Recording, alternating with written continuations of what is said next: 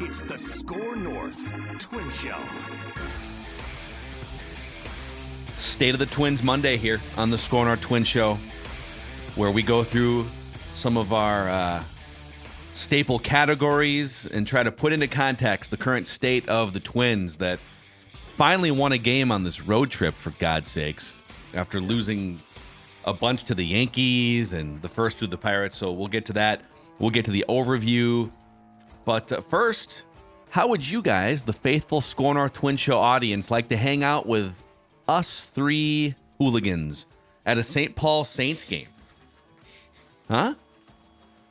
Raise your hand if you want to hang out with the three of us. I at love a St. Paul games. Saints game. So it's a great vibe at CHS Field. There's a lot of former and future Twins players in that lineup right now. But here's what you can do for the game on Thursday, June 20th. We're going to do a pregame meal, pregame cheersing, whatever you want. The pregame meal begins 90 minutes before the first pitch on Thursday, June 20th. And then one of us is going to throw out the first pitch for that game. But you can register to win a spot in the Score North app. Just download the Score North app. There's a listener rewards section. And you can register to win a pair of tickets and a pregame meal with us at the St. Paul Saints game on Thursday, June 20th.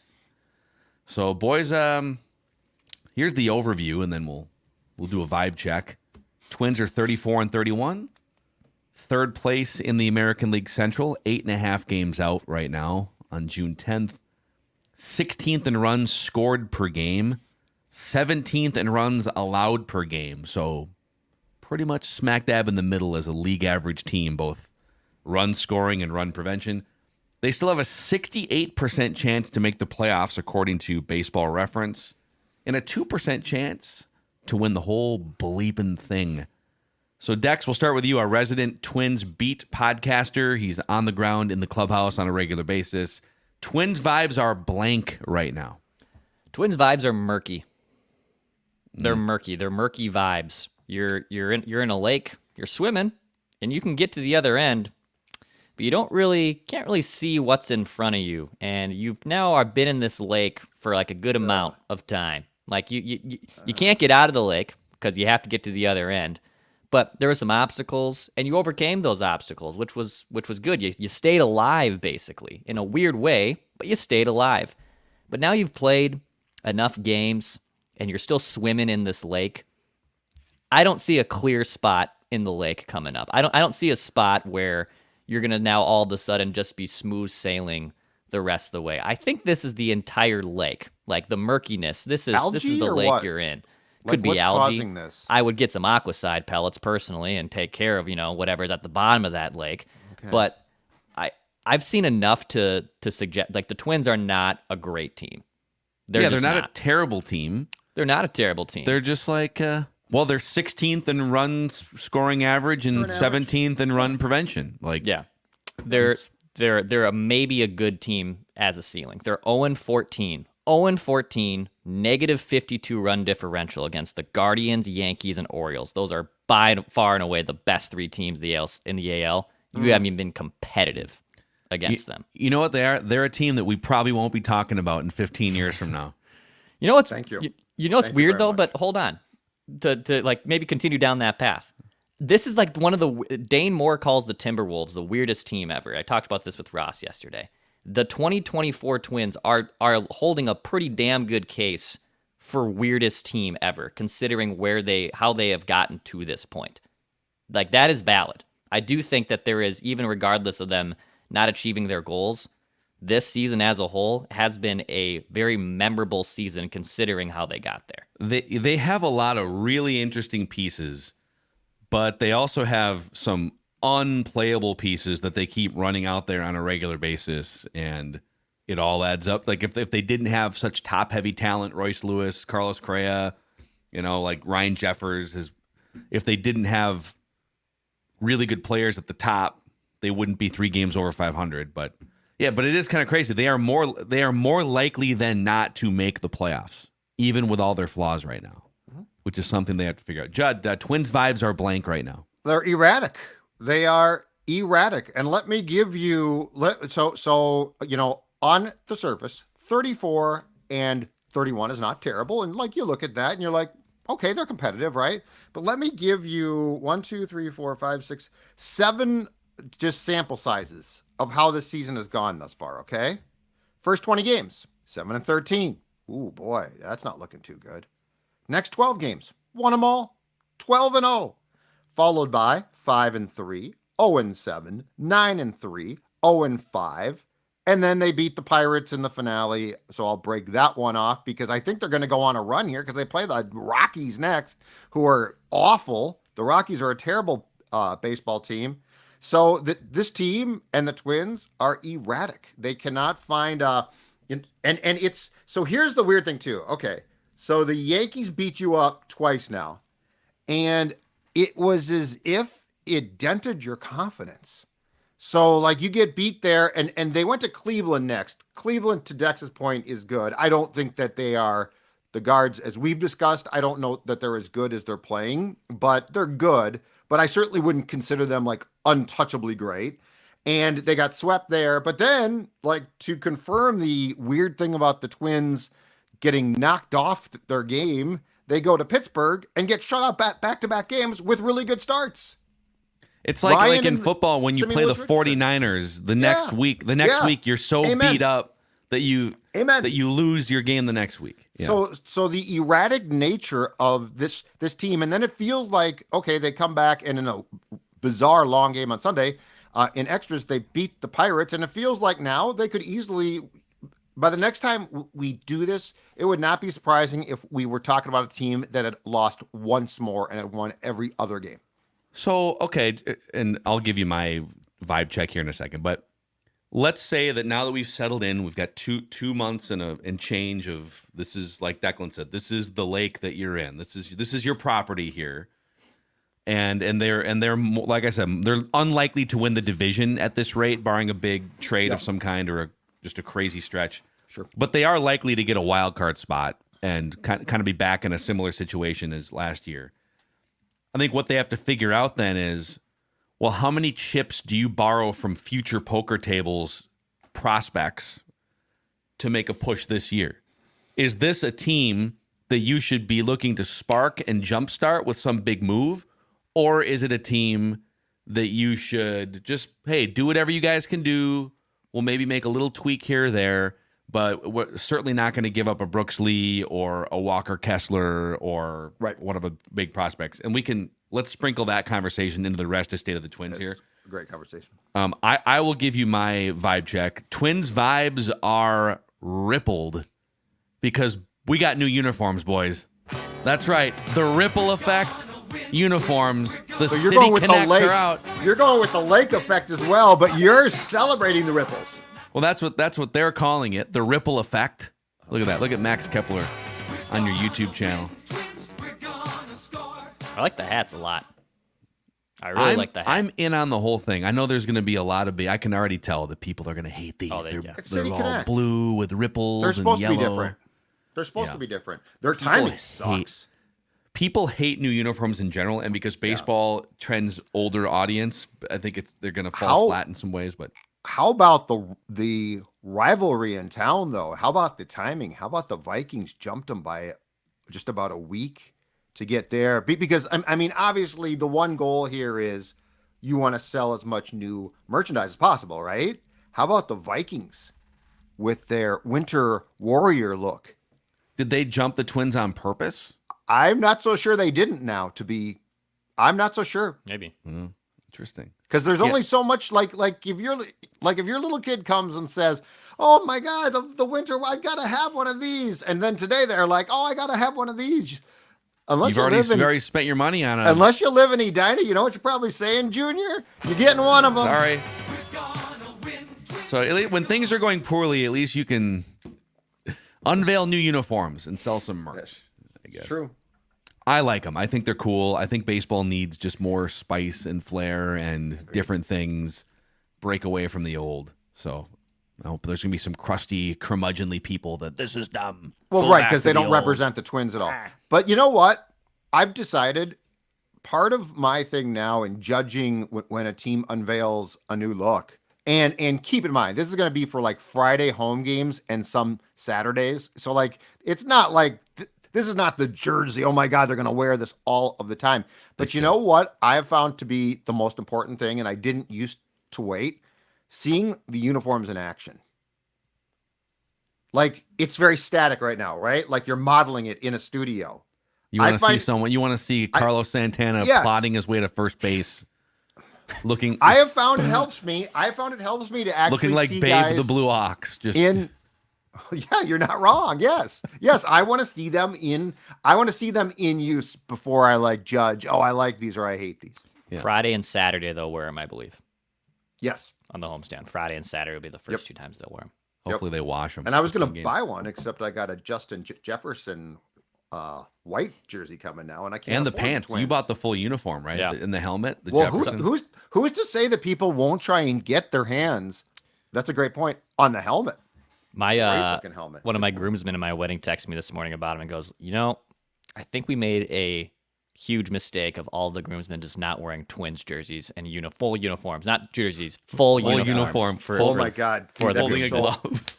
Oh, that would have been so awesome. And then he was like, you could just play Duran's entrance as you and Kelsey walk down the aisle, and I'm like, cleats too. The clanking of Hold cleats as everyone walks down the aisle. Hold on a second. Here, you got this.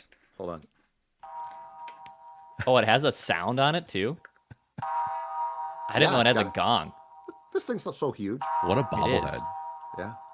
It's amazing.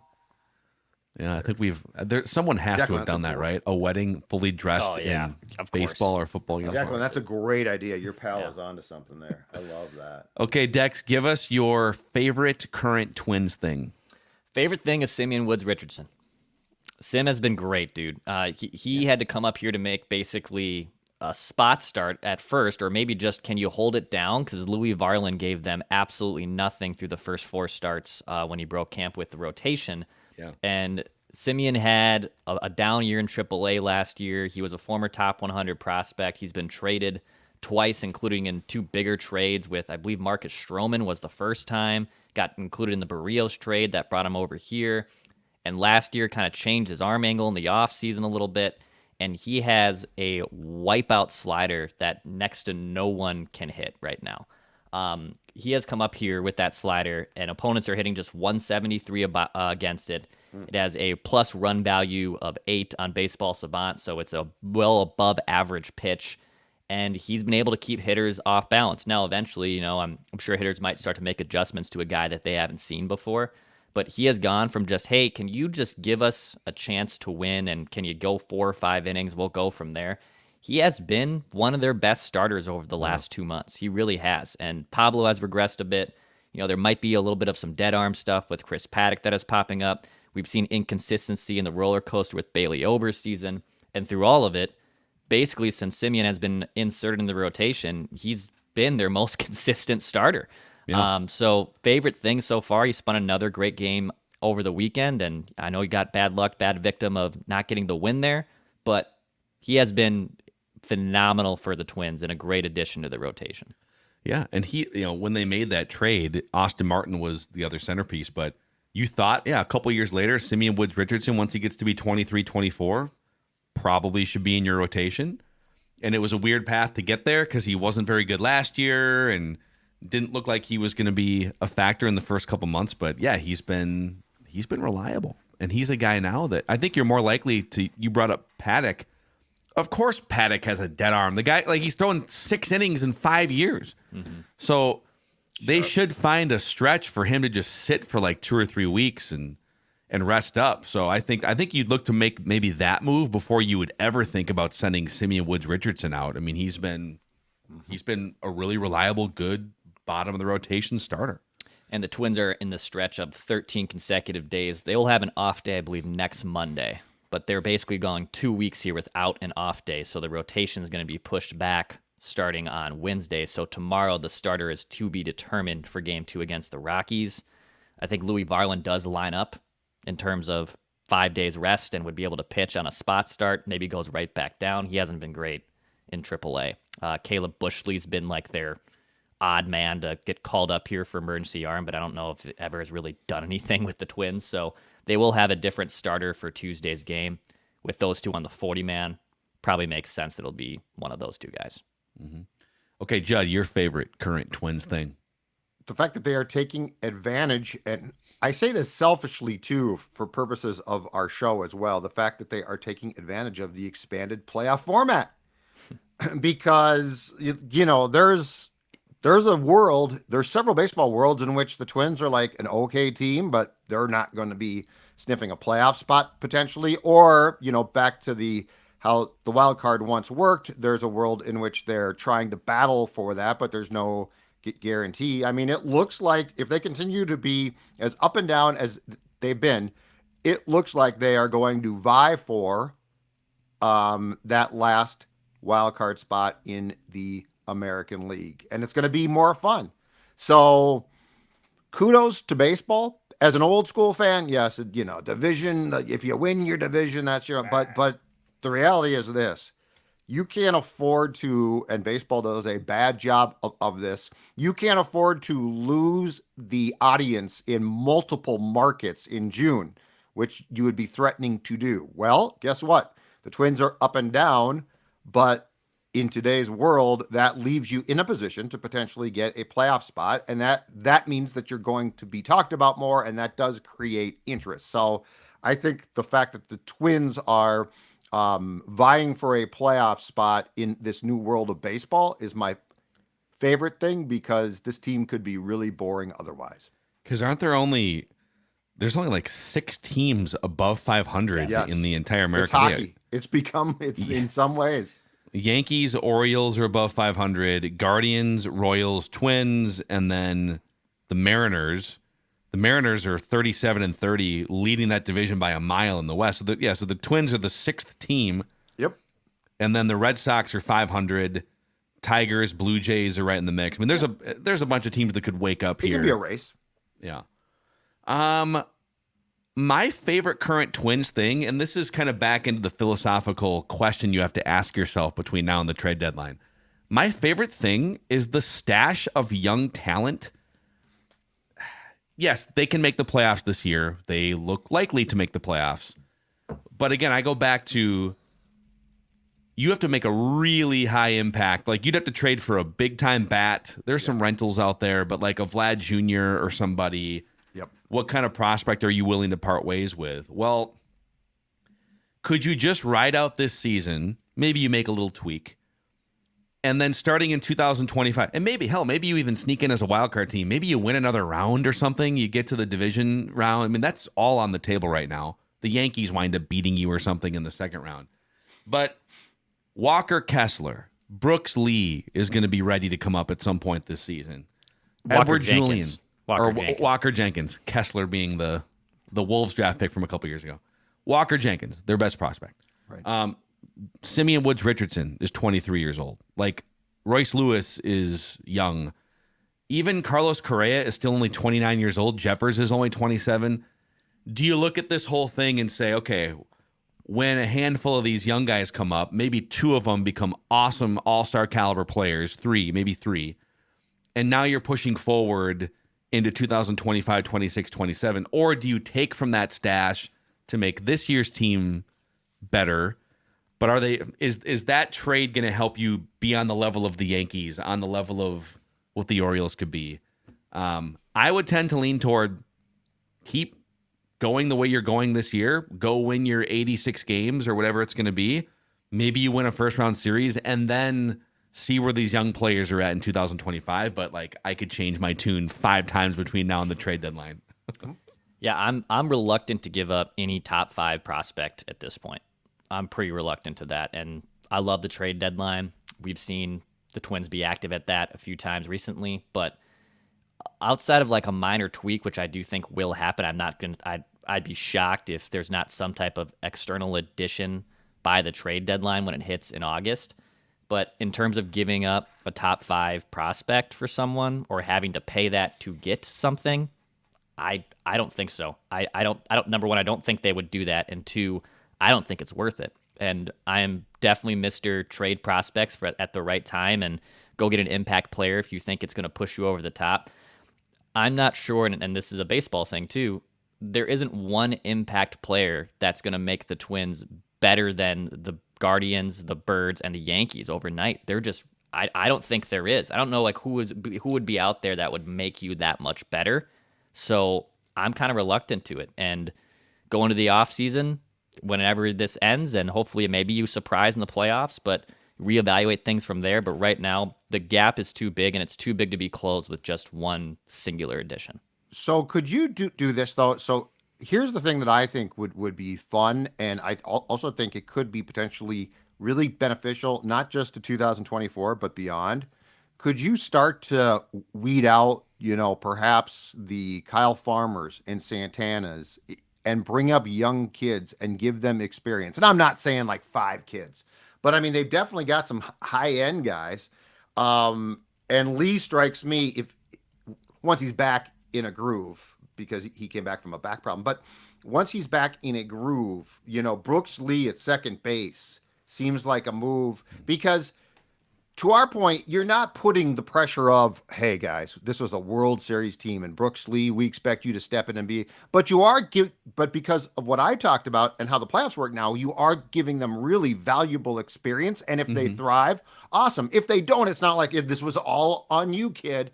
But I think that it feels like there's some, how can I put this nicely? It feels like there's some older sort of dead ass, not in a bad way, but just sort of dead ass guys on this roster taking up room who would be on a roster where like, okay, we need this veteran presence. There's yeah. I'm almost tempted to go with, let's give the kids a chance. And if they thrive, great. And if they don't, they still got good experience. There's a little bit of a 2006 Twins vibe here. That's what that's what I was thinking. I want to be careful using that comparison because that team was right.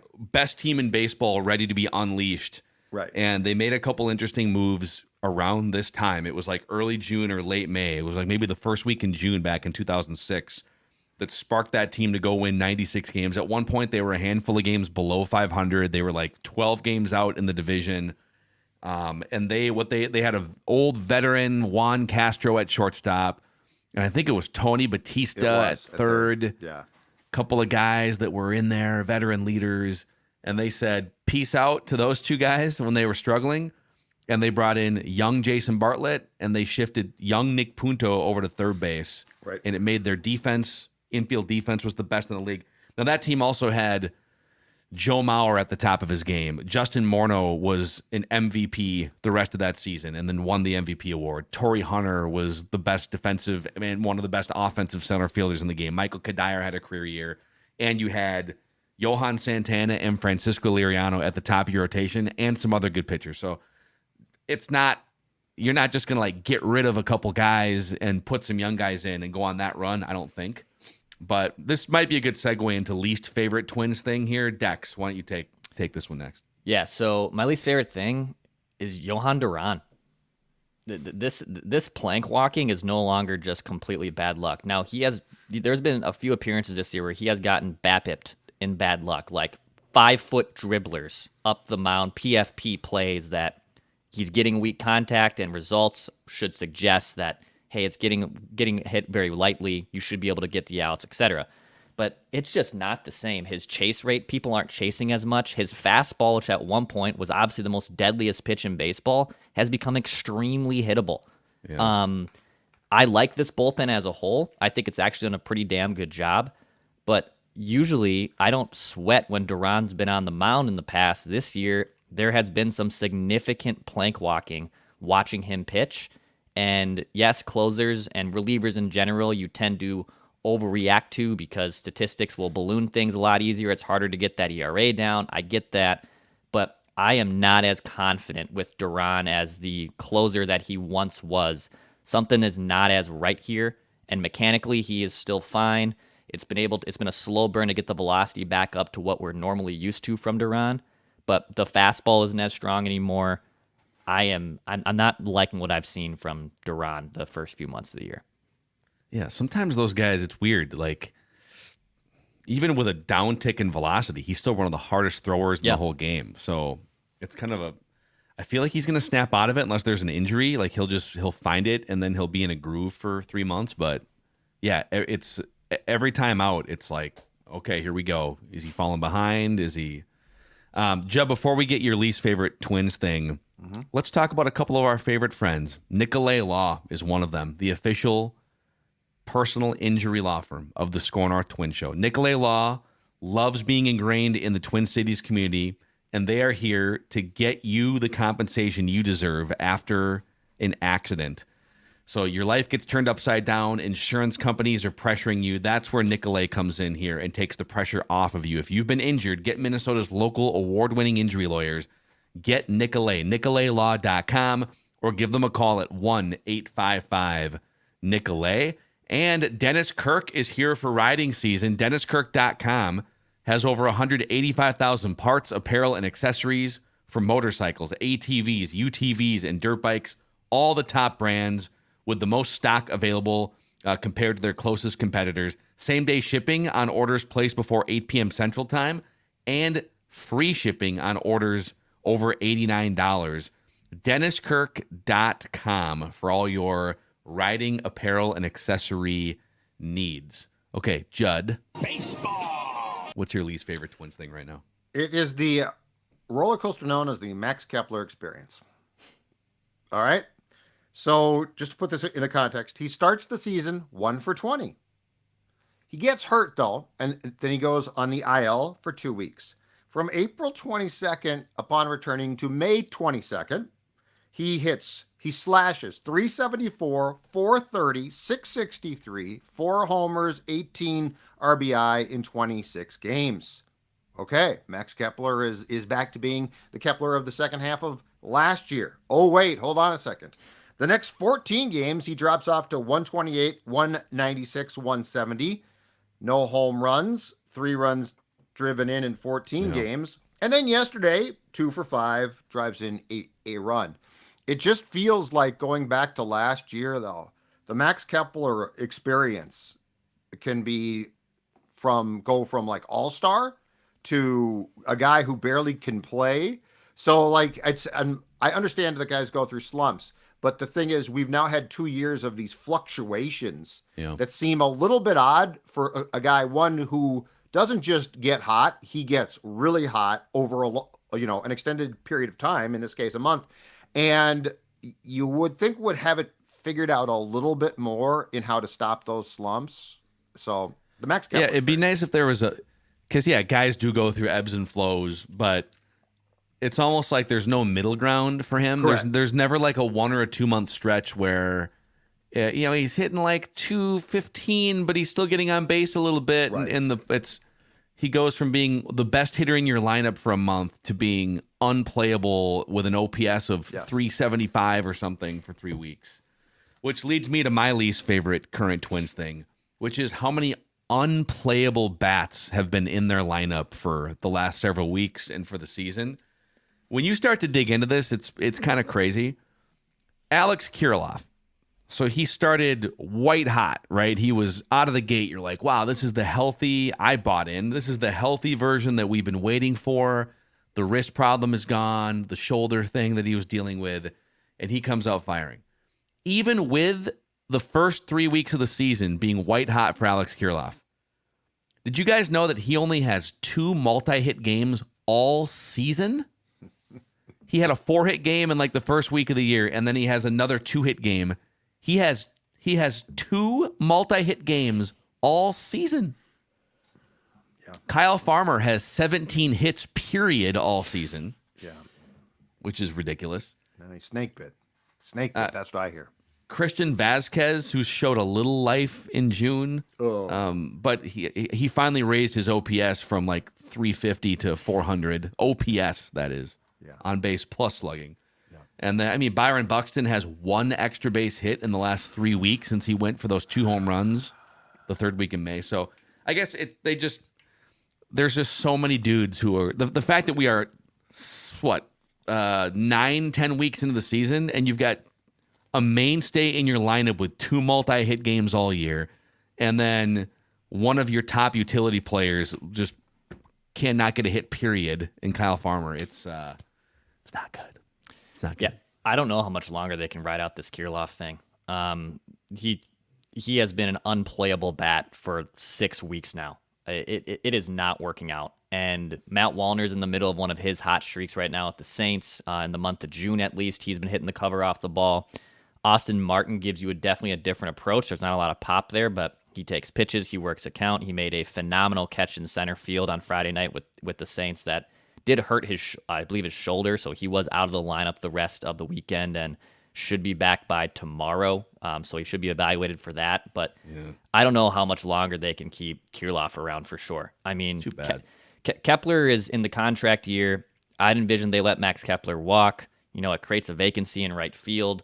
You can slide Trevor Larnach in there. You can figure out a way to replace that defensive prowess because Kepler is only going to play right field. He's never going to play center. Maybe he DHs here and there, but he's only going to play right. And with Kirilloff at this point, yeah, I would send him down. I would send him down and try to get Wallner, or if Martin is healthy, back up here. What a weird deal, man. Such a talented hitter throughout the minors and these flashes of brilliance in the majors. I almost think something physically is wrong with him. It doesn't make sense. It's not like his first year in the majors and he's getting baffled by some of the pitching and scouting reports. It's just, I don't know. It's a weird deal.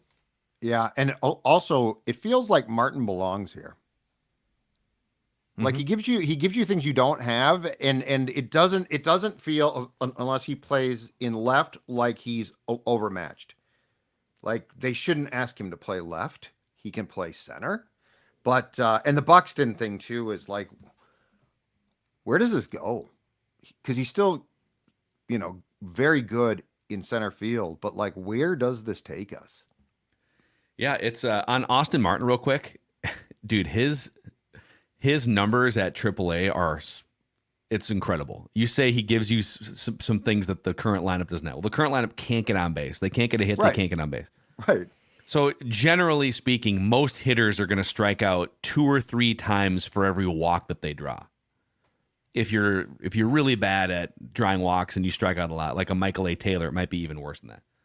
Austin Martin for AAA St. Paul, and it's an 80 plate appearance sample size here, so it's wonky.